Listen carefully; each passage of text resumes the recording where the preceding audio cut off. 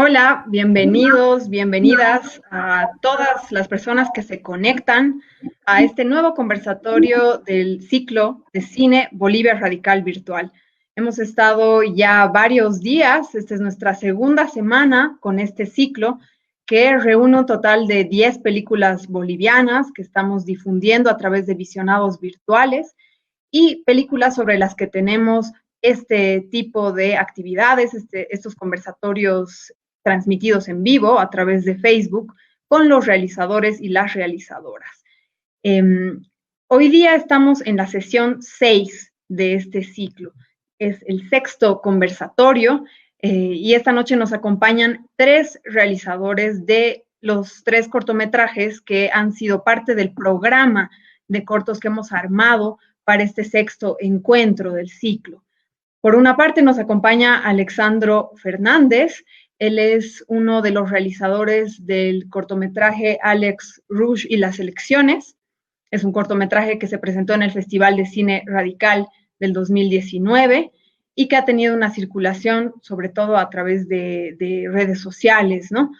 Después nos acompaña Marisol Díaz Bedia, ella es codirectora del cortometraje Guerra Tataita Mukuya Kapuzka. Disculpen la pronunciación, es un cortometraje que tiene el título en quechua y ella es la codirectora junto con María Elena Solares. Y nos acompaña también Maciel Cardoso desde Cochabamba, que es una de las directoras, junto con Luis Borda, del cortometraje Las Armas de Caza. Estos últimos 2 cortometrajes han sido también presentados en anteriores versiones del Festival de Cine Radical, en anteriores ciclos. Hemos tenido también el objetivo de difundir cine boliviano y cine boliviano en este formato, cortometraje. Bienvenidos a todos, chicas, chicos, chico, en todo caso. Y bueno, ¿cuáles son sus impresiones un poco comenzando esta charla? Volver a ver sus cortos, ¿qué quieren compartir esta noche?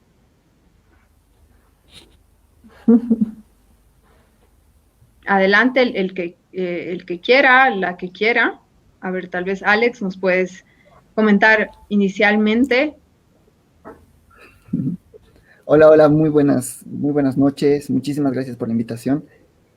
Bueno, la idea sería un poco hablar del corto, ¿no? Hablar de la experiencia que ha sido realizarlo y de la experiencia que ha sido igual medio que difundirlo. Eh, pero, pucha, es realmente interesante estar igual con otras 2 realizadoras hablando sobre cortometrajes un poco fuera de lo común, ¿no?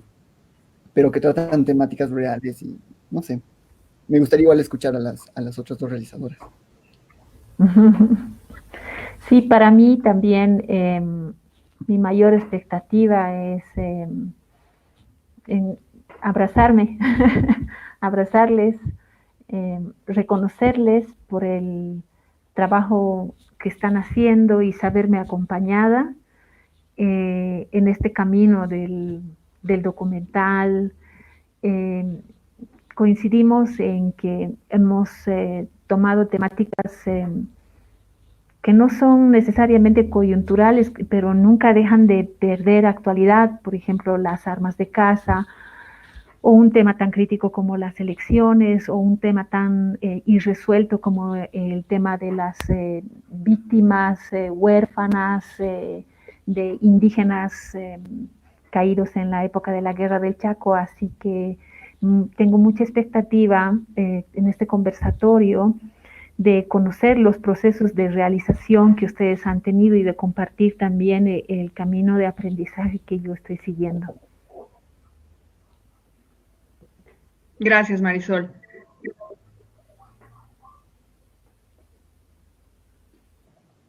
Bueno, para mí es participar de este conversatorio y también el festival como tal, ¿no? Que recupera todas estas películas de anteriores versiones en las que en algún modo hemos compartido, hemos podido seguir, hemos conocido el trabajo de otros directores, pero creo que también es muy gratificante en este tiempo poco gris que estamos viviendo, de alguna manera sentir que las cosas siguen andando y, y eso a mí me llena de vida, ¿no? Porque volver a ver el corto, ver los cortos de Marisol y de Alessandro es para mí igual darme cuenta que hay estas mismas motivaciones, ¿no? Que nos llevan a plantear estos temas en los trabajos que hacemos con cine.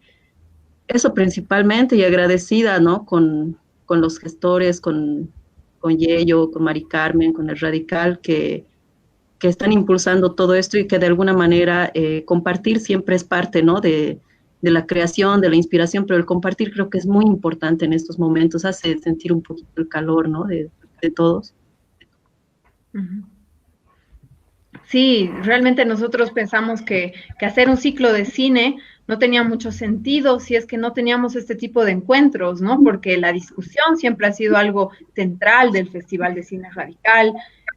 Cuando hacemos ciclos o las sesiones mismas regulares del festival, presenciales, las que hemos llevado a cabo durante ya 6 años, siempre hay un conversatorio al final en el que tenemos la intención de justamente reflexionar sobre lo que hemos visto, recuperar no solo las voces de los realizadores, sino también de las personas que han visto los cortometrajes, ¿no? Entonces, un poco también a través de esta idea queremos invitar a todos los que y a todas las que nos están viendo en este conversatorio a que puedan compartir también comentarios, preguntas para las realizadoras, para el director que están esta noche con nosotros acerca de sus cortometrajes, de los que se han visionado en esta 6ª sesión del ciclo Bolivia Radical.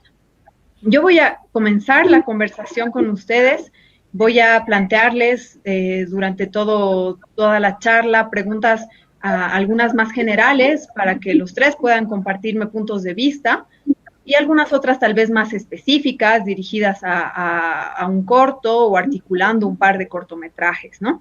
Quisiera empezar con una pregunta general, ¿no? Partiendo de una reflexión que hacemos mucho desde el Festival de Cine Radical, que tiene que ver con el formato del cortometraje, ¿no? Muchas veces este formato no es tan, vamos a decir, apreciado como el formato más convencional, entre comillas, de exhibición, ¿no? Que vendría a ser el largometraje, ¿no? Es decir, un largo implicaría un proyecto de más largo aliento, de hecho lo hace, ¿no? Pero creemos, y hay grandes ejemplos en la historia reciente del cine boliviano, que el cortometraje es un lugar de exploración muy, muy interesante que en Bolivia en los últimos años ha sido una gran muestra no solo del talento y de la proyección que pueden tener directoras y directores e incluso grupos de producción, sino también como una especie de semillero de preocupaciones, inquietudes temáticas, formales, ¿no? De diverso tipo. Escoger estos 3 cortometrajes para nosotros ha sido un poco con esa intención, ¿no? Porque veíamos en los 3 cortos que integran este programa esas inquietudes interesantes que nos hablaban de una forma muy sólida acerca de muchas cosas, acerca de cine, acerca de qué es hacer cine, pero también acerca de temáticas muy particulares. Entonces, la primera pregunta que les hago a los 3 es justamente cómo ven este espacio del cortometraje en sus búsquedas como realizadores, como realizadoras, pero también como artistas más amplios.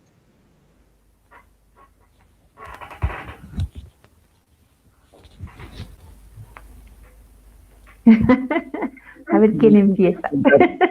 A ver quién empieza. A ver por ahí alguna de las directoras, Maciel.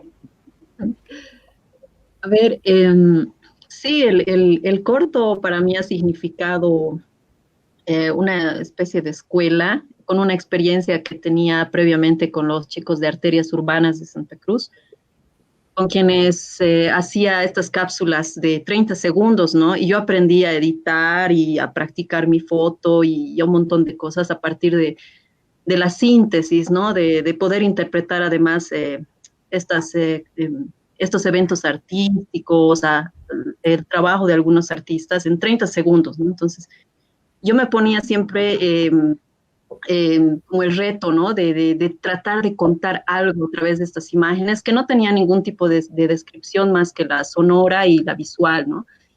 De ahí de pronto yo pienso que ha sido un espacio en el que yo me he sentido muy cómoda y que me ha permitido luego ir realizando otras cosas a partir de este ejercicio que hacía como de síntesis, ¿no? Yo la verdad no le tomaba mucha, es más, así hasta recibía críticas, ¿no? Que me decían como que, bueno, es lo que estás haciendo, ¿para qué, no? Pero pienso que para mí ha sido bien formativo, ¿no? Y lo mismo se ha visto reflejado después cuando he hecho otros documentales que igual, ¿no? Tienen esta corta duración.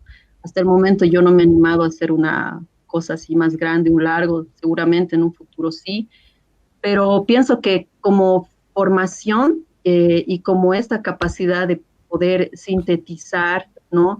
Eh, y encontrarle también lo poético a este espacio, tener el acceso, poder hacerlo incluso desde tu celular y todo lo demás, para mí es bien importante, ¿no? En este tiempo. Me ha permitido por lo menos explorar, ¿no? Mucho del cine, del documental también. Justamente antes de escuchar las respuestas de los otros participantes, hay una pregunta de una espectadora del conversatorio que puede ser conectada, que se puede articular esta primera inquietud que les planteaba, ¿no? Que es cómo escogen el tema que van a abordar en un cortometraje. Uh-huh. Primero yo creo que la posibilidad del corto, digamos, que te da es que tú puedes contar una historia, la puedes hacer larga o la puedes hacer resumida, ¿no? En un corto tienes que enfocarte en el tema que tú quieres reflejar y tratar de dejarlo lo más claro posible, ¿no? Entonces, para mí, por ejemplo, también puede ser que los cortos son como el inicio de proyectos a mediano o largo plazo que se pueden ir profundizando, que se pueden ir trabajando. El tema de la guerra del Chaco, por ejemplo, nosotros como país necesitamos reflexionarlo y no ha habido suficiente producción cinematográfica, audiovisual, que ponga en el tapete de discusión los diferentes puntos que tenemos y las diferentes heridas que tenemos que sanar en el tema de la guerra del Chaco. Entonces, a mí me parece fabuloso. En el caso mío, un corto me cayó muy bien porque la actriz principal de mi tema es una anciana que pues no, tampoco puedes estar 2 meses llevándola de acá para allá con un plan de rodaje gigante, digamos. Entonces hay que ahorrar los esfuerzos en este sentido y tratar de resumir el tema, ¿no?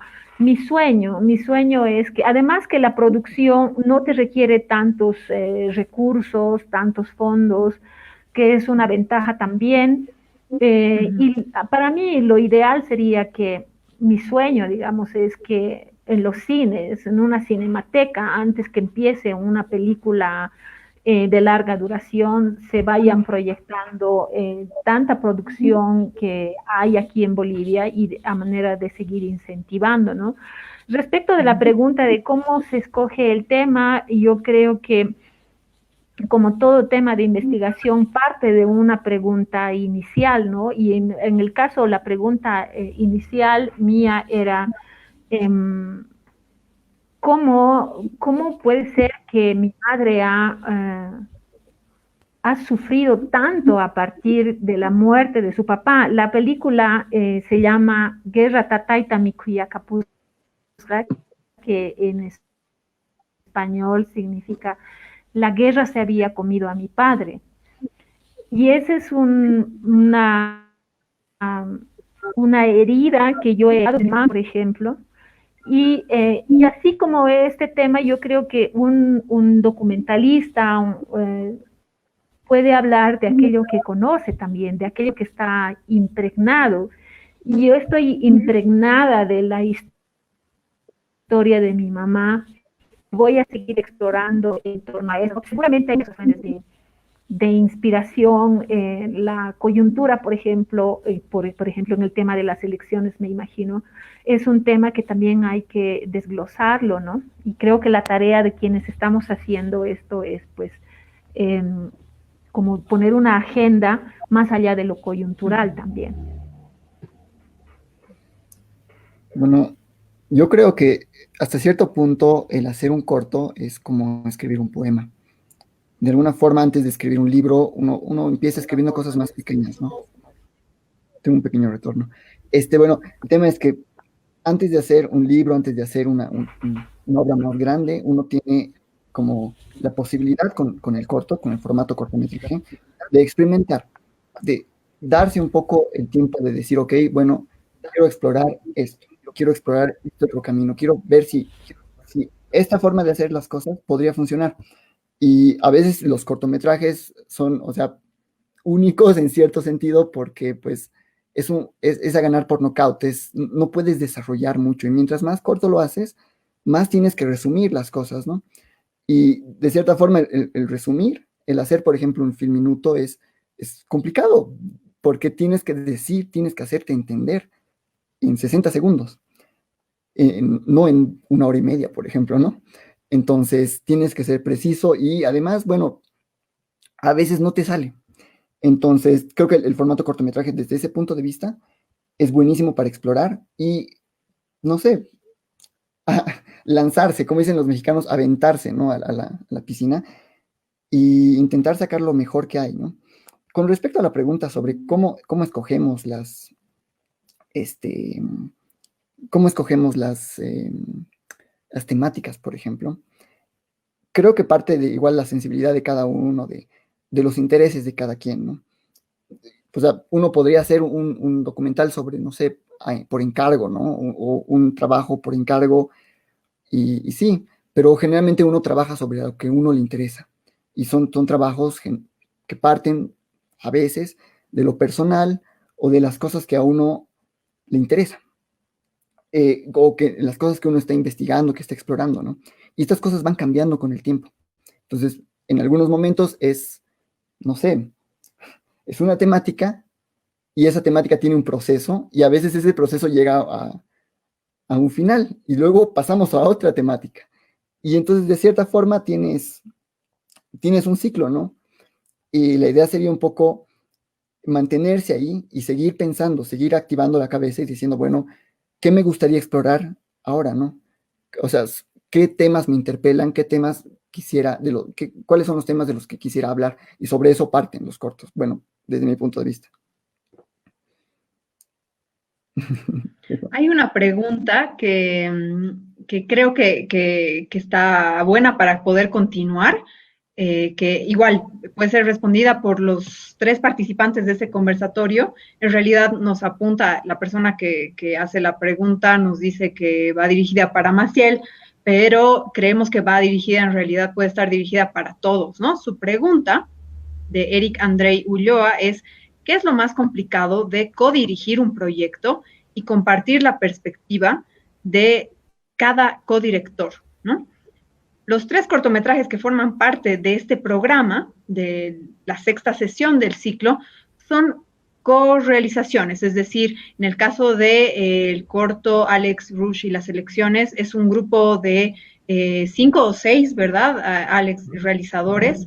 En el caso de Marisol son 2 directoras, y en el caso de Maciel también es una directora y un director. Entonces hay como que en los 3 cortometrajes visiones compartidas que han dirigido, ¿no? El proceso de realización de las piezas, ¿no? Entonces, ¿cómo han llegado primero a trabajar, a conectarse, tal vez en base, jalando lo que dice Alex, ¿no? ¿Cómo se comparten, ¿no? Estos intereses, ¿no? ¿Cómo se llegan a armar estas complicidades, ¿no? Son casualidades, son cosas más establecidas a lo largo de un tiempo, no sé. cómo quieren ir respondiendo esta pregunta. Tal vez yo podría dar unas pequeñas luces. En nuestro caso es interesante porque por un lado es una casualidad, o sea, todavía estamos en etapa de formación, yo soy un estudiante de cine UMSA, ¿no? Y el corto también nace como un trabajo para la U, un trabajo de exploración hasta cierto punto, siguiendo ciertos lineamientos que esto nos dan, ¿no? Y el truco está en que en ese momento el grupo estaba bien sincronizado, las ideas estaban trabajando, o sea, todos íbamos en un solo carril. Entonces funcionaba bien porque si bien uno tenía una idea, había otra persona que decía, ok, voy a rebotar sobre esa idea y voy a venir a este otro lado. Entonces funciona desde ese lado, ¿no? Pero igual a veces pasa que te estás codirigiendo y hay dos miradas distintas y hay dos formas de interpretación y pues a veces no se da. Entonces hay que congeniar mucho, hay que hablar el corto, hay que marinarlo hasta cierto punto, ¿no? Y a veces, pues, a veces uno tiene que tomar decisiones y a veces no. A veces es una cosa muy fluida. No sé si las otras dos realizadoras igual nos pueden compartir un poco su visión, pero tal vez vaya por ahí.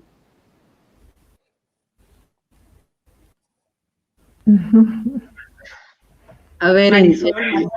en mi caso, con armas de caza, esto era parte de un fomento, ¿no? Que Imago, ahí a la cabeza de Sergio Estrada, lanzó como convocatoria. Y bueno, para mí primero mi motivación ha sido más formativa, ¿no? Era para mí otra vez un reto, ¿no? De intentar hacer algo ahí.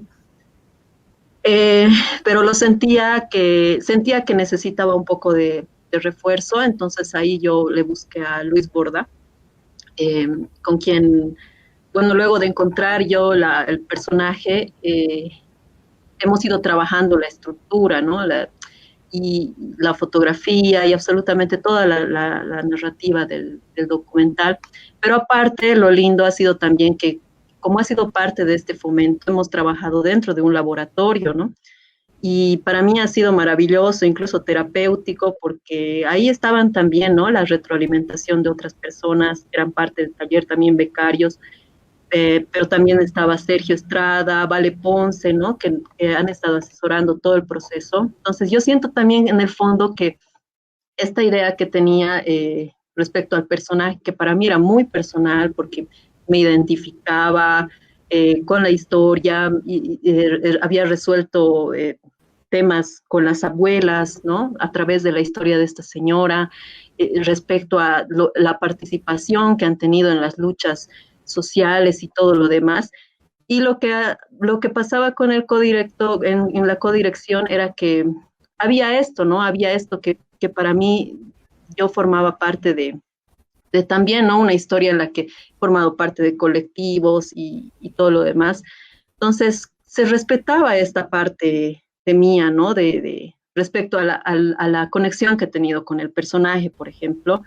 Y en cambio, Luis lo que hacía, siento que era más la cuestión cinematográfica. Entonces, para mí ha sido genial porque hemos podido juntar estas dos partes, ¿no? Esta motivación por lo social, lo poético también, con lo cinematográfico, ¿no?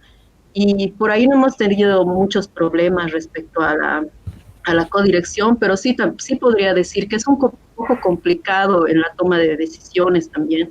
A veces cuesta, ¿no? Un poquito traducirte, ¿no? Traducir incluso tu mismo espíritu, así para decirle a la otra persona cómo hacer algo, ¿no? Y pienso que es viceversa también, ¿no? Hay estos roces, pero bueno, el resultado al final es lo que importa.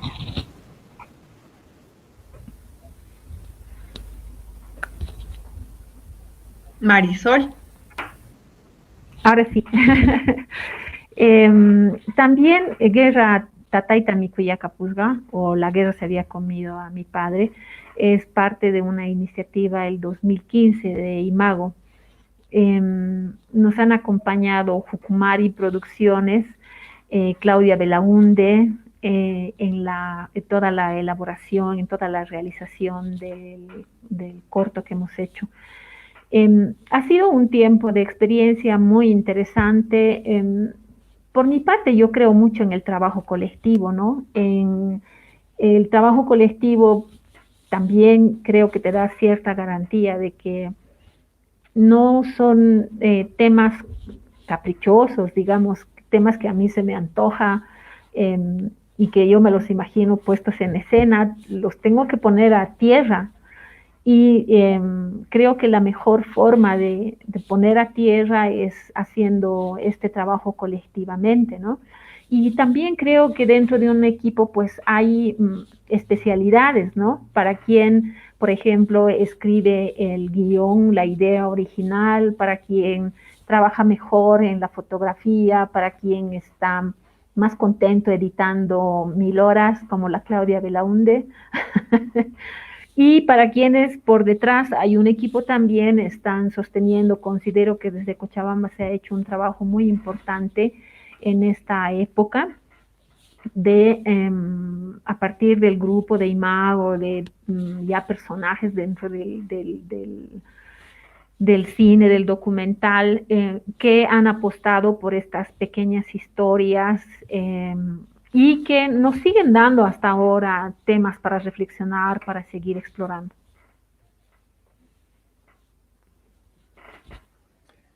A mí me gustaría agregar algo a esta pregunta. A veces la suma de varias cabezas, de varias ideas, hace que de pronto el resultado sea distinto. O sea, por ejemplo, yo siempre comento esta anécdota, ¿no? Yo el corto, o sea, la primera idea que tenía del corto era hacer un trabajo en puro desenfoque, porque tenía las tomas suficientes como para hacerlo. Y reuniéndonos con el grupo, les presenté un primer corte chiquitito que era puramente, digamos, en desenfoque. Y ahí tengo que, como que, y siempre lo voy a decir, ¿no? Es una realización de Alejandro Fernández, de Mauricio Mendoza, de Luis Garnica, de Ricardo Trujillo, de Salvador Morales, ¿no? Donde de pronto todas nuestras ideas en conjunto lo hicieron. Porque si yo me hubiera puesto, digamos, necio, hubiera dicho, sí, así va a ser, probablemente no hubiera dado lo mismo, ¿no? Entonces, fue el hecho de que congeniamos y de que hablamos que creo algo que probablemente no se hubiera dado si cada quien trabajaba por su lado. Y de alguna forma eso es la magia, ¿no? O sea, el comentario, el ser receptivo y decir, bueno, aquí estamos para construir algo y no para como que mandonearnos o decirnos, esto va a ir por este lado y esa es la única visión. Entonces es otra forma de construcción a la forma de construcción, digamos, normal de la industria, ¿no? Donde uno sigue un guión, el guión ya está escrito, hay que seguirlo al pie de la letra y esa es la forma de hacer. Y a mí me gusta mucho explorar eso, ¿no? Entonces eso quería comentar. Me parece muy interesante la construcción que un poco se ha hecho en base a las tres opiniones, a los tres comentarios que nos han hecho, que tal vez el cortometraje es un espacio en el que las verticalidades que pueden ser más corrientes, más usuales en grandes producciones, por ejemplo, desaparecen un poco, ¿no? Y que la intención de hablar, de conversar mucho sobre lo que se está haciendo y de realmente llevarlo adelante, es decir, discutir y poder escuchar al otro se vuelve algo importante, ¿no? Quiero hacerles ahora una pregunta que está más dirigida a Marisol y Maciel. Es una pregunta en realidad que nos hace alguien del público que nos está viendo a través de la transmisión. Valeria Canelas pregunta. En la historia como disciplina hay una corriente que en lugar de centrarse en los grandes personajes y sucesos históricos, indaga más en los relatos de vida y los espacios íntimos, a los que considera un lugar privilegiado para hacer historia. Me parece que justamente los documentales de Marisol y Maciel eligen este enfoque íntimo para, a partir de las imágenes, plantear una reflexión histórica que pone en el centro la vida de las mujeres y la forma en la que la historia nacional, la guerra y las dictaduras las atravesó. ¿Cómo creen que este gesto de poner en el centro del relato histórico la vida íntima de estas mujeres se refleja en el lenguaje cinematográfico? Y de forma más general, a los tres, ¿cuál creen que sería el planteamiento formal a la hora de decidir contar la historia desde un enfoque más íntimo? A ver, por ahí tal vez puedan comentar Maciel y Marisol, en principio, esta pregunta de Valeria Canelas. A ver, em, yo he sentido que cuando estaba bajando el documental ha sido instintivo, ¿no? Porque, bueno, primero había esta convocatoria en la que iban a seleccionar solo 5 proyectos. Y bueno, yo trataba de buscar una historia que no se haya contado mucho, ¿no? Había mucho de hablar de la dictadura, tenía que ver con métodos de tortura e historias así como muy generalizadas que ya las habíamos escuchado, ¿no? Pero ante todo yo había notado que las personas que formaban, que eran personajes en estos documentales sobre dictadura en el país, generalmente, o los entrevistados eran varones, ¿no? Entonces, por ahí fui buscando historias de mujeres hasta que se llega, ¿no? A la historia de doña Zenobia Machicado, que además coincidentemente, y esto es como una cosa que sorpresiva que encuentras en el proceso y no sabías qué iba a pasar, es que coincidentemente el esposo de doña Zenobia Machicado, don Felipe Vázquez, ha sido personaje en un documental hecho por un extranjero hace muchos años, ¿no? En la mina de Huanuni también. Y él es el personaje principal de este documental para hablar de las minas, ¿no? Y de su dirigencia. Y doña Zenobia Machicado, que cuando ya estábamos grabando, recién me mostró el documental, ella estaba en la entrevista como personaje secundario, ¿no? Como la que acompaña al esposo. Para mí esto ha sido maravilloso, descubrir esto, porque para mí era como una manera de poder recuperar o ayudar o dar vía a estos personajes que han sido secundarios en la historia, ¿no? Y que de algún modo, cinematográficamente también, ¿no? O sea, es la misma imagen, el mismo testimonio que haya pasado a estar en un plano secundario, ¿no?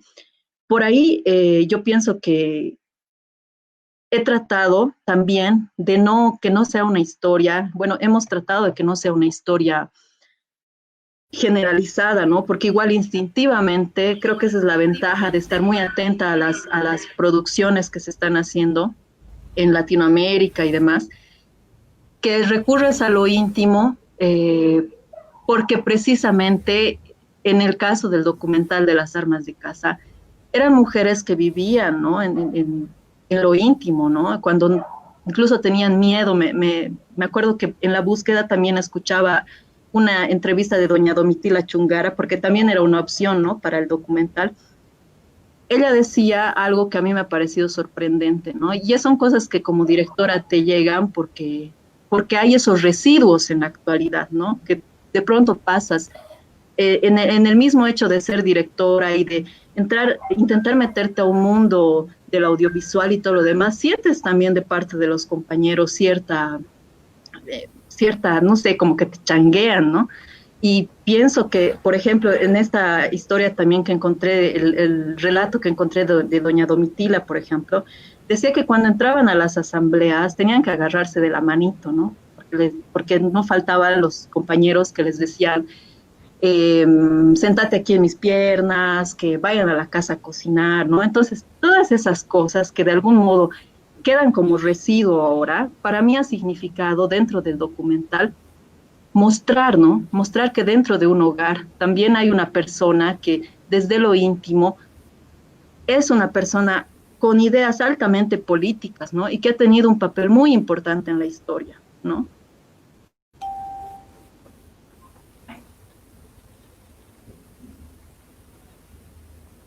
Marisol. Sí, estoy teniendo un poco de problemas con la señal. Espero que me puedan escuchar ustedes. Yo creo Te que tiene escuchamos también bien, que sí. ver con ya el concepto de cultura ya no es el mismo que antes, o el concepto de arte, ¿no? No son solamente personajes, actrices que cumplan con ciertos requerimientos de la masculinidad, no son eruditos. Creo que ya podemos decir que por lo menos los que hemos optado, ¿no? Necesitamos abrir otro tipo de discusiones, ¿no? En el caso mío, por ejemplo, también siento que es necesario interpretar y releer los acontecimientos desde las mujeres. Entonces, darle la voz a ellas que desde lo simple nos ayudan incluso a entender las complejidades de temas, ¿no? Como en este caso, por ejemplo, el tema tan difícil, tan doloroso que es el tema de la guerra del Chaco. En el caso de mi madre, hasta ahora yo no puedo darle una respuesta, ¿no? Acerca de en qué circunstancias ha desaparecido su papá allá en la guerra, porque ni siquiera aparece en las listas de las personas que han fallecido allá en la guerra del Chaco. Entonces, además de que planteas este cuestionamiento, digamos, a toda la sociedad, tienes que de alguna manera también tratar de responder a eso que está ahí resuelto. Entonces, y una forma de responder para mí es también lanzar la pregunta a toda la sociedad, digamos, cómo curamos este tema, ¿no? Que para mí lo han ido quienes siempre pagan las consecuencias de una guerra a largo plazo, a pesar que hay héroes con nombres de varones, estatuas del soldado desconocido y todas esas ritualidades que excluyen por ejemplo, a las mujeres. ¿Cómo resolvemos este asunto? Entonces, no es tampoco un tema, no es fácil, ¿no? Es bastante doloroso cuando sientes que hay cosas dentro de la sociedad que habían marcado de una manera tan fuerte la vida de una mujer indígena.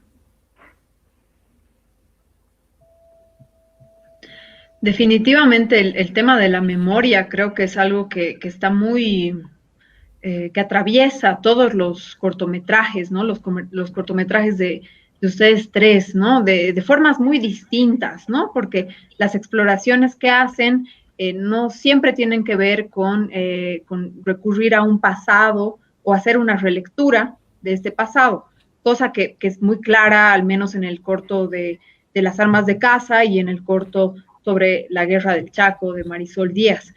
Creo que en el caso del cortometraje realizado por Alejandro Fernández, un poco el tema de la memoria y del registro de esta y de la reflexión que implica ese registro cambia un poco y sobre todo tiene una exploración muy interesante a nivel formal, ¿no?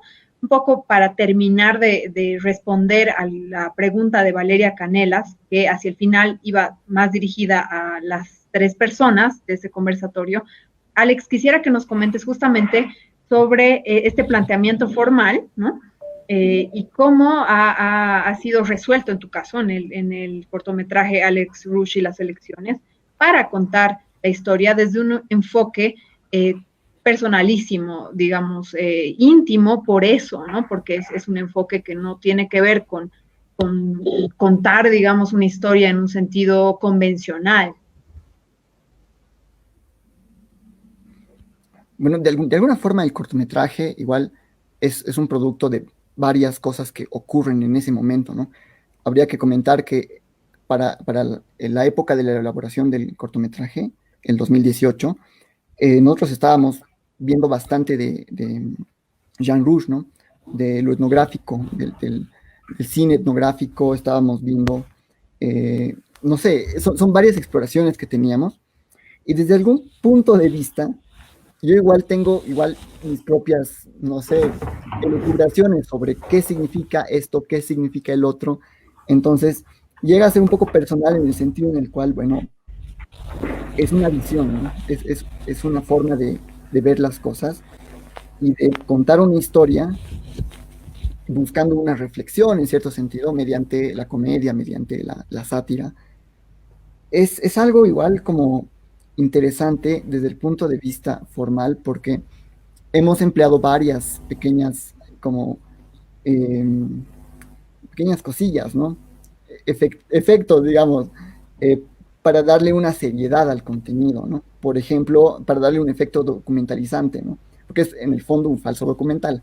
Si bien la elección que aparece en imagen es algo que ha ocurrido de verdad en la UNSA, en otras condiciones, eran otras personas y los personajes que aparecen cumplen otros roles, nosotros hemos agarrado, por ejemplo, la voz en francés, ponerle subtítulos, ¿no? Darle este look de lo que hace Rush un poco para que la gente se tome en serio algo que en realidad probablemente no es, ¿no? Y que pase por algo de verdad. Entonces, por un lado está eso, por el otro lado está en el hecho de que este personaje Rush, Alex Rush, eh, él ve la situación así, ¿no? Él nunca, por ejemplo, se inmiscuye en lo que realmente está pasando. Es una persona que llega y de pronto explica lo primero que ve, ¿no? Entonces están debatiendo por dos colores, deben ser los colores de la bandera. Y para él esa es su realidad, para él es lo que está pasando, pero en el fondo hay un montón de otras cosas que se están como quedando al mismo tiempo y que a él no le interesa, ¿no? Y es un ejercicio un poco más formal, porque hasta cierto punto, y esa es una de las críticas, digamos, del cine etnográfico, es una visión muy europea de una África, por ejemplo, ¿no? De los años 50, de los años 80 incluso, donde no son los africanos, por ejemplo, los que están hablando sobre sí mismos, sino es el otro, el extranjero que viene y dice, bueno, miren chicos, he encontrado a este grupo de, no sé, aborígenes, porque al principio era así, ¿no? Era muy complicado. Y después se hace la reflexión y a Rush nunca se lo perdonan, por ejemplo, ¿no? Pese a que en un momento dado él como cineasta dice, bueno, yo aquí, una vez que he terminado mi obra, no me voy a meter más, no tengo por qué hacerlo, siguen sin perdonárselo porque a la hora de la hora tenía que haberlo hecho, ¿no? Entonces, de alguna forma, son formas, ¿no? Son pequeñas, pequeños recursos formales que te permiten elaborar sobre un trasfondo, sobre un hecho que ha pasado o algo de lo que quieres hablar, ¿no?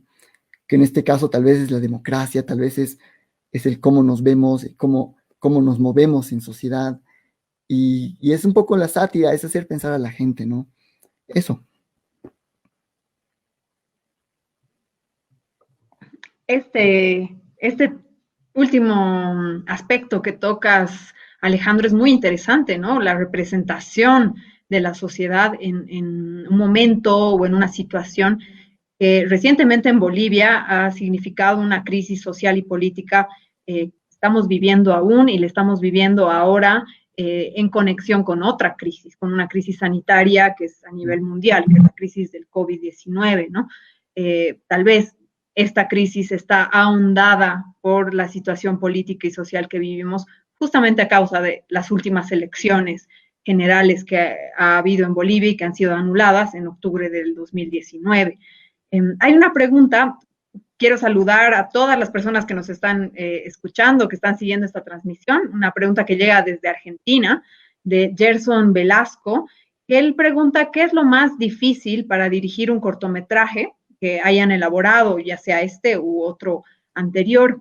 Esa pregunta me gustaría añadirle algo que tiene que ver con que tal vez un poco toca este tema de trabajar con las imágenes, con la reflexión desde las imágenes, en un tiempo como el que vivimos, ¿no? Al menos conocemos que al menos dos de ustedes han estado involucrados en proyectos directamente que tienen que ver con algún registro, alguna exploración a través de las imágenes de ya sea la crisis de la pandemia por el COVID y lo que significa la cuarentena, o de la crisis política y social que atraviesa Bolivia desde las elecciones de octubre del 2019. Entonces, ¿qué es lo más desafiante? Un poco modificando la pregunta que nos hace Gerson, les pregunto a Alex, Marisol, Maciel, ¿qué es lo más difícil, lo más desafiante de encarar un proyecto, ya sea un corto, ya sea otro tipo de proyecto en esta situación o en estas situaciones de crisis?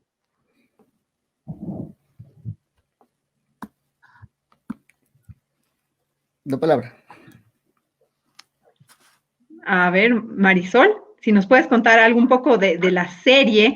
Tú has dirigido, has codirigido, has co-realizado una serie a través de YouTube que tiene que ver con la vida familiar, la vida íntima, lo que significa desarrollar el día a día desde una cotidianidad femenina en la cuarentena.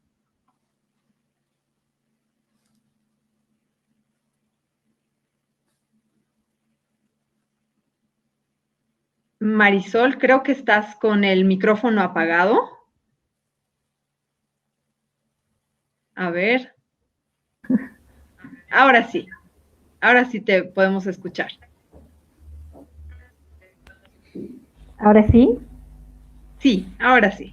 Decía que creo que el mayor desafío en general cuando tú quieres plantear un tema o contar algo que necesitas, que quieres poner en la mesa, es el poder lograrlo y que se reciba tal como tú estás recibiendo, ¿no? Como tú estás sintiendo. Se complejiza, sí, en este tiempo en donde, por una parte, no tienes los recursos, no tienes la posibilidad de buscar absolutamente ningún apoyo y tienes que trabajar con lo que hay. En el caso de la serie Mami Who, la serie que hemos hecho de la cuarentena, hemos trabajado con un celular modelo 2015 y porque era lo que teníamos. Entonces, y sabíamos que eso iba a ser un poco difícil, pero era también la necesidad en ese momento de compartir, como tú dices, ¿no? El mundo exterior ha sufrido como un terremoto, como una crisis muy fuerte, ¿no? Yo creo que correspondía en ese momento mostrar que lo único que tienes y que tienes que resguardar muy bien es este espacio interno, el espacio íntimo de las personas con las que vives y cómo enfrentar, qué respuesta dar en este momento, que tiene que ser positiva también, ¿no? Entonces, obviando el tema de la tecnología y además incentivando, porque eso lo hemos hecho con Ana Díaz, que es mi sobrina, con quien he tenido la suerte de compartir la cuarentena también. La idea era lanzar eso inmediatamente sin pensar mucho para que también los jóvenes se atrevan a contar sus historias independientemente de los tecnológicos, ¿no? Los jóvenes nacen con el dedo en el celular y entonces ya está. Y había urgentemente que mostrar ese tema, ¿no? Otra vez es mi madre, como en el caso de la guerra se había comido a mi padre, la serie Mami Who, sin ella no podía ser, ¿no? Y también ella me daba a mí la posibilidad por segunda vez, yo creo, de realizar su sueño, que es el de transmitir todo ese conocimiento que ella tiene, esa visión positiva que ella tiene de la vida, cuando en este momento las víctimas de estas pandemias son las personas adultas mayores. El protagonismo tenía realmente y definitivamente y con urgencia, y por eso decidíamos hacer producciones diarias. Nosotras filmábamos en la mañana, no había mucha guionización, sino más bien la idea era mostrar la cotidianidad. Editábamos por la tarde y 7 de la noche estábamos así como pan caliente, ya vendiendo, ¿no? Pero para no seguir alargándome, decir que una cosa importante para la producción sí es la tecnología, pero la otra cosa también es mm, tener la posibilidad, la necesidad y las circunstancias, en este caso una mujer como mi madre, por ejemplo, para contar una historia.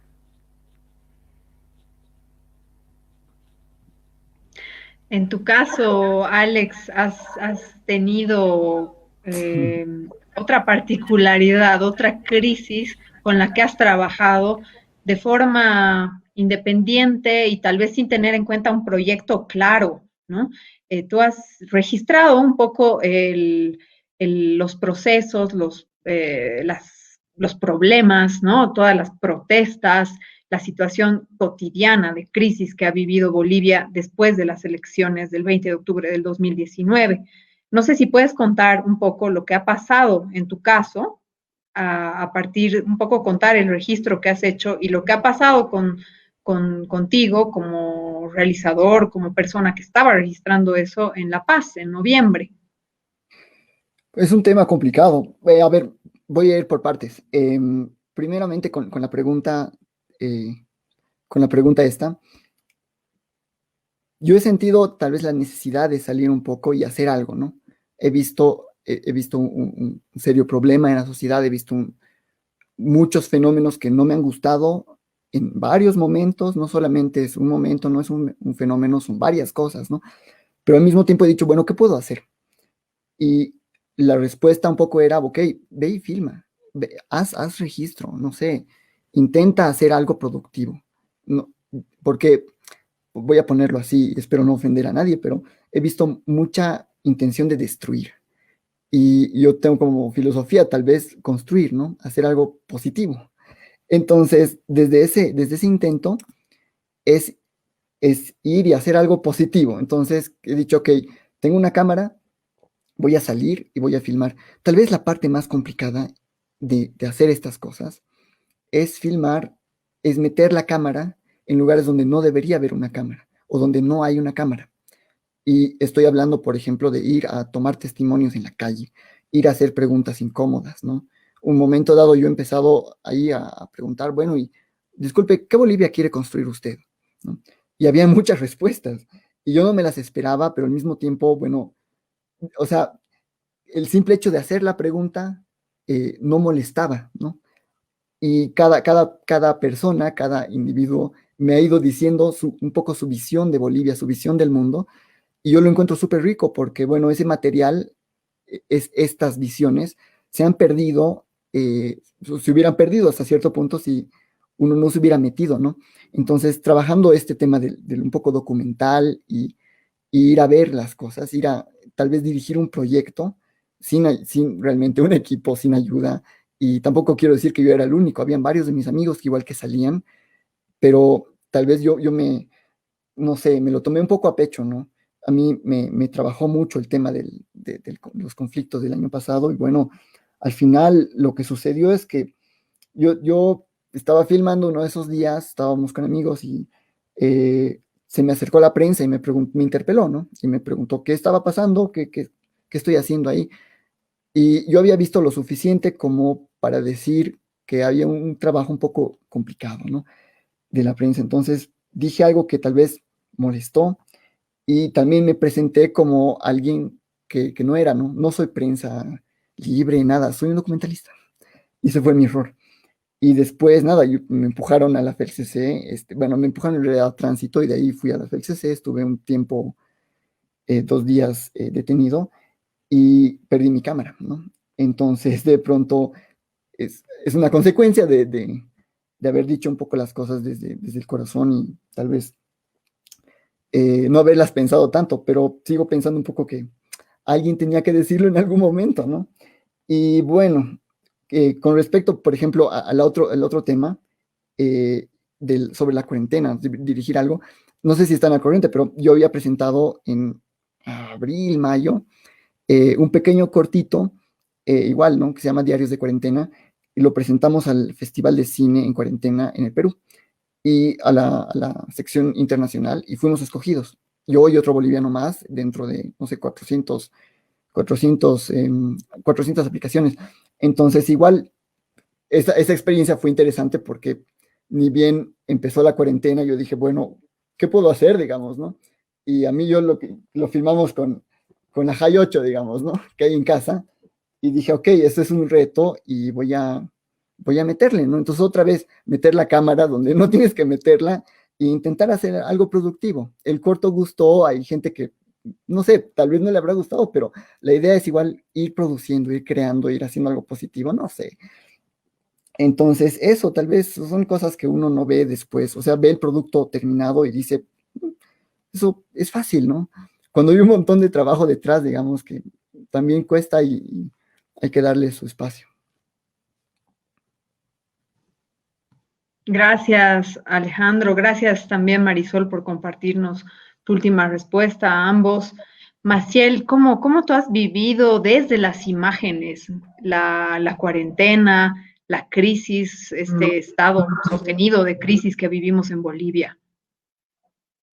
Sí, mira, relacionando un poco con lo que dicen Alexandro y Marisol, a mí me ha tocado en el rodaje de Armas de Casa llevar a cuestas la enfermedad de mi padre, ¿no? En medio del rodaje, mi papá estaba con cáncer y creo que de algún modo esa crisis, la crisis también te motiva, ¿no? A salir de un estado de mucha tristeza, de mucha impotencia y todo lo demás. Entonces, creo que a mí me ha tocado un poco la crisis ese año, 2018 y parte del 2019. Eh, pero cuando he sentido otro momento de crisis en el que también se toman decisiones, ¿no? Como relacionando a la pregunta de Gerson, cuando ha habido el desastre de Tiquipaya en Cochabamba, yo instintivamente llamé a dos compañeros, uno que tiene dron y otro tiene cámara, y les dije, vamos a Tiquipaya a grabar, ¿no? Y estando allá en medio del lodo y todo, y además evidenciando todo el caos y también la falta de organización que ha habido ante el desastre y todo lo demás, yo en un momento habíamos grabado, ¿no? Sobre todo las tomas de dron, eh, grabamos y en cierto momento les dije ya hasta aquí basta porque esto realmente no, no es agradable, ¿no? La gente estaba rescatando sus cosas, llorando en medio del lodo, y yo decía, esto yo no puedo mostrarlo y no sé qué haría con eso ahora, ¿no? Entonces guardé esas imágenes sin tener idea de qué voy a hacer, de que algún día voy a hacer algo con esto, ¿no? Pero en la prensa había un montón de otras imágenes que a mí me saturaban y que revictimizaban a la gente, ¿no? Y pucha, para mí era un desastre total, ¿no? Pero posteriormente, creo que eso es lo lindo de registrar en medio de la tragedia cosas. Posteriormente ese material ha servido, pero más que el material, ha servido el esperar, ¿no? Porque hay una cosa con la inmediatez también, que de pronto queremos todo reflejarlo al tiempo real, pero creo que esa experiencia a mí me ha ayudado a entender que hay cosas que se tienen que hacer después, que hay que dejar que maduren, hay que dejar que reposen. Yo no podía sacar esas imágenes inmediatamente porque iba a repetir lo mismo que estaba haciendo la prensa, lo mismo que estaba haciendo la gente, subiendo videos.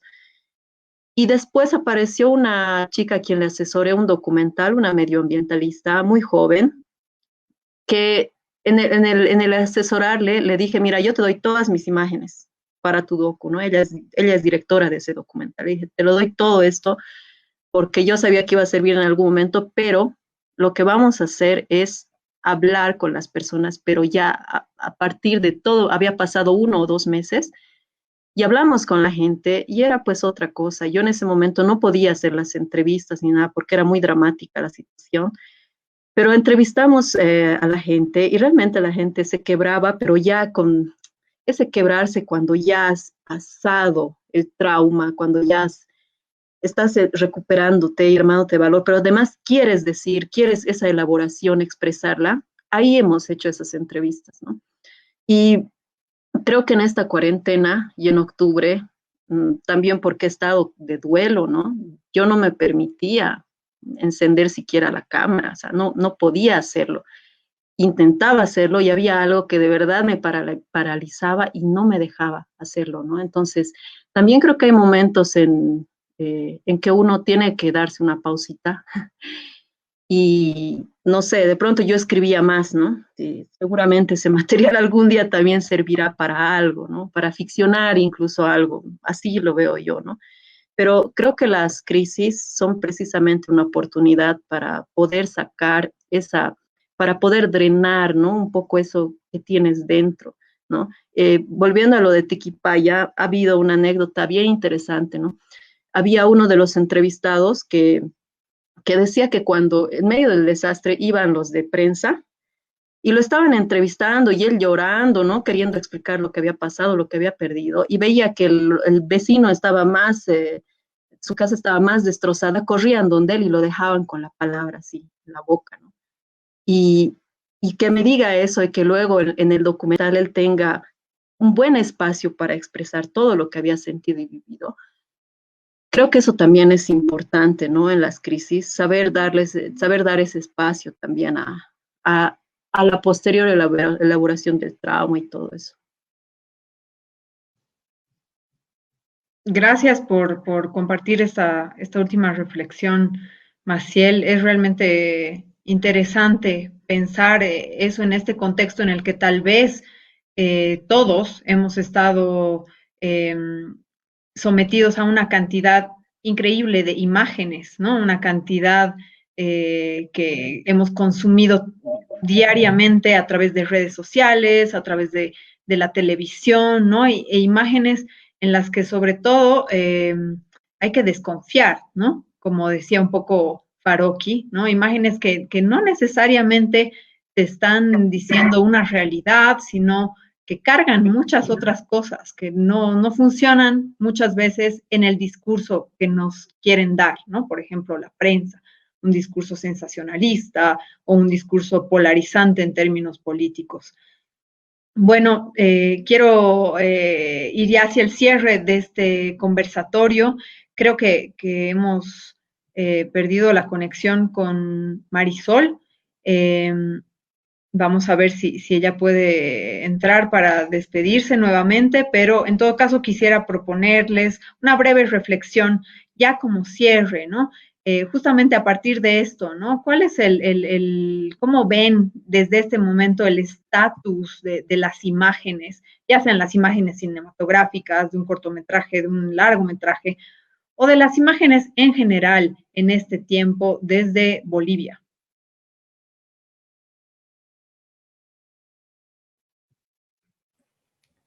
Ucha, es una pregunta difícil. Tal vez, a ver, voy a intentar ser breve. Tal vez desde algún punto de vista, las imágenes te ayudan a expresar una idea, te ayudan a transmitir mensajes, ¿no? Y estas imágenes, como bien decías, vienen cargadas de una narrativa, vienen cargadas de ideas, ¿no? No son imágenes como vírgenes, imágenes puras, imágenes, no sé, pues, todo tiene una cierta alteración, todo tiene un objetivo, ¿no? Entonces, tal vez viendo un poco las formas de representación que tienen, porque estas imágenes responden a formas de representación, ¿no? Uno tiene que dar un paso hacia atrás y decir, ok, bueno, desde mi punto de vista, ¿no? Ustedes hacen lo que quieren, pero es decir, ¿qué estoy viendo? ¿Quién ha hecho esto? ¿Con qué objetivo? ¿Por qué? ¿Por qué estoy viendo estas imágenes, ¿no? Porque de alguna forma, si bien hay una lucha de ideas de alguna manera, en el campo político, en general, ¿no? Estas ideas, estas imágenes, vienen cargadas de ideas, vienen cargadas de montaje, vienen cargadas de un montón de cosas y a veces no las vemos, ¿no? Es como muy transparente la cosa y terminamos pensando que, bueno, por último, es así, ¿no? Y esa es la realidad. Entonces, de pronto, no sé, rebotando con el corto, la idea era un poco mostrar algo que no es, pero que por la forma en la que, del corto de Alex Rush, ¿no? Por la forma en la cual está hecho, es, ¿no? Y cuando ves una imagen cualquiera, sobre todo las imágenes de los conflictos, las imágenes de noviembre y octubre, pues uno no se hace la pregunta de qué está pasando, o sea, ¿por qué estas imágenes son así? ¿No? Y si bien hay muchas imágenes, o sea, muchas pequeñas como pequeños fragmentos de videos donde pareciera que estás grabando algo, no sé, salido de una realidad bien concreta, que podría ser el caso. A veces eso que estás viendo ha sido manipulado de alguna forma, ¿no? Y más allá de eso tiene un discurso, tiene un objetivo, entonces uno tiene que preguntarse cuál es y desconfiar un poco de las imágenes, ¿no? Porque aquel que te diga que está haciendo, que está grabando la realidad, que está haciendo, uno puede pensar eso, pero al final de cuentas, y yo lo he vivido por experiencia, ¿no? No, porque la realidad es objetiva. Entonces, de pronto, uno tiene que verlo como es, ¿no? Y por último, verlo como una construcción. Hacíamos un ejercicio para ver, ¿cómo ponerlo?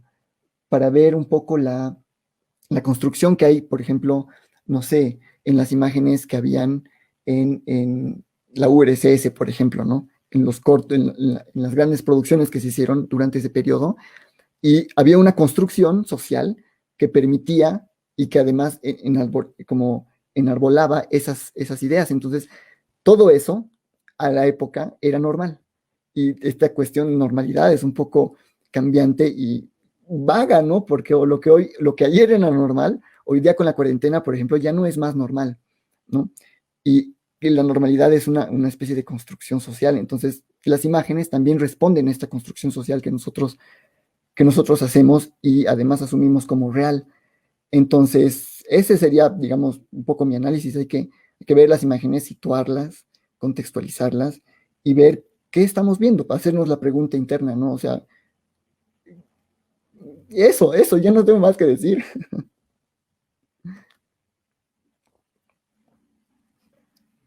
A ver, Gracias, Alex. Marcial. sí, a mí me parece interesante el papel de lo sonoro en estos momentos, ¿no? Creo que hay mucho del escucharse, creo que eso es importante. Ahora lo estamos, si bien nos estamos viendo ahora, pero hay mucho del escucharse, hay mucho del qué decir y precisamente creo que el confinamiento ha hecho que estemos tan interiorizados en nosotros mismos que mm, queremos hablar un montón, ¿no? Hay un montón de podcasts, por ejemplo, que están apareciendo y todo, y que me parece fabuloso porque de pronto también tiene que ver con la imagen, ¿no? Pero que con la imagen que te haces a partir de escuchar, ¿no? Porque sales y evidentemente hay desolación totalmente, ¿no? Las calles ya no son las mismas, los espacios públicos ya no son los mismos, ¿no? Los parques tienen crecidas de plantas y en esta época tan triste como es el invierno y está, de pronto cambia todo el paisaje, ¿no? Eso me parece importante. Pero también estas otras caras de la muerte, ¿no? Respecto a la imagen en el país. Acá, por ejemplo, hay un fotógrafo, el Dico Solís, que yo admiro mucho, porque si bien en algún momento podría parecer que es amarillista o que está reflejando esta tragedia, creo que es importante ver de frente estas imágenes, ¿no? Tanto en los conflictos que han habido en cara a cara, por ejemplo, que reflejaban también otras miradas, otras realidades, y tanto como las imágenes que ahora hay de muerte, ¿no? En los cementerios, en las calles y todo lo demás, que en algún momento yo hasta me he cuestionado y decía, pucha, esto es morbo, ¿no? Ver esto es morbo, pero de pronto no, es lo que está sucediendo, ¿no? Es algo que te pone a pensar y también las otras imágenes trágicas eh, respecto a tragedias terribles como la de Esther, a mí me ha impactado, por ejemplo, esa imagen. Es una imagen que no me voy a olvidar nunca, ¿no? Tan alejada, tan distorsionada, tan como en Zoom, así súper, ¿no? Con miedo a la enfermedad, ¿no? Pero ahí la tragedia. Para mí, esas cosas de verdad me ponen muy triste y me hace pensar en que de pronto esta saturación precisamente de imágenes que hemos tenido durante tanto tiempo, ¿no? Desde octubre y todo lo demás, a mí me han hecho cerrar ciertas ventanas, ¿no? Que me introducían toda esta información, porque provoca también cierto miedo, cierta tragedia, pero creo que hay que recuperar también esas partes, ¿no?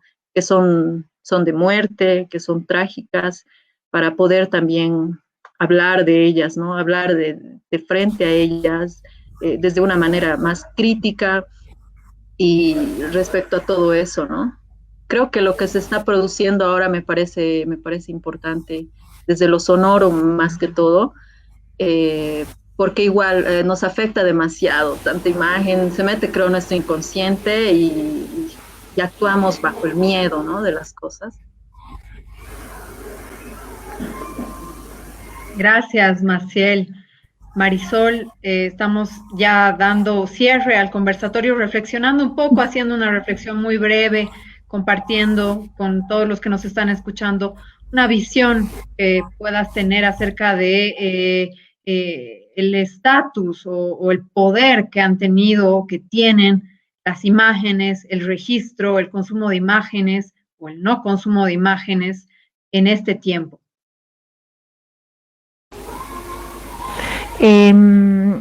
Creo que Maciel y Alex ya lo han dicho también.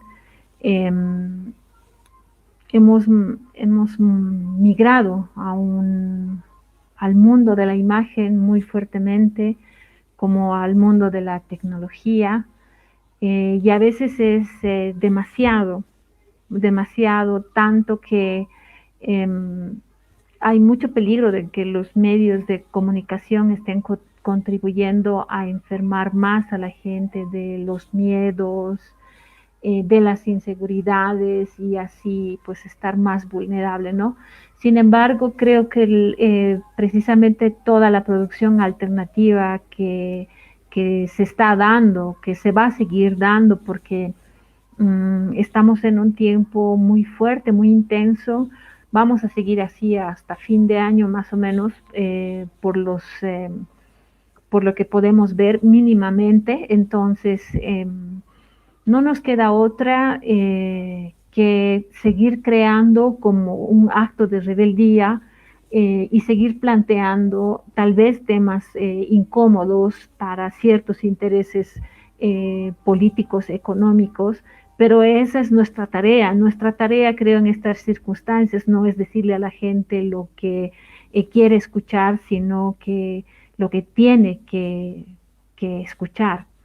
Entonces, vamos, sigamos adelante, ¿no? Más que nunca la producción independiente, autogestionada, creo que está sirviendo mucho y va a ser como un desencadenante positivo para el cine, para el documental en Bolivia. Muchas gracias, Marisol. Gracias a todos, Alejandro, Maciel, Marisol, por habernos acompañado esta noche. A todas las personas que nos han seguido en esta transmisión. Llegan muchos mensajes de felicitaciones a los tres por sus cortometrajes, por la charla. Nos encanta desde el Festival de Cine Radical generar siempre este tipo de sesiones, de discusiones con cortometrajes, porque generan mucho entusiasmo, ¿no?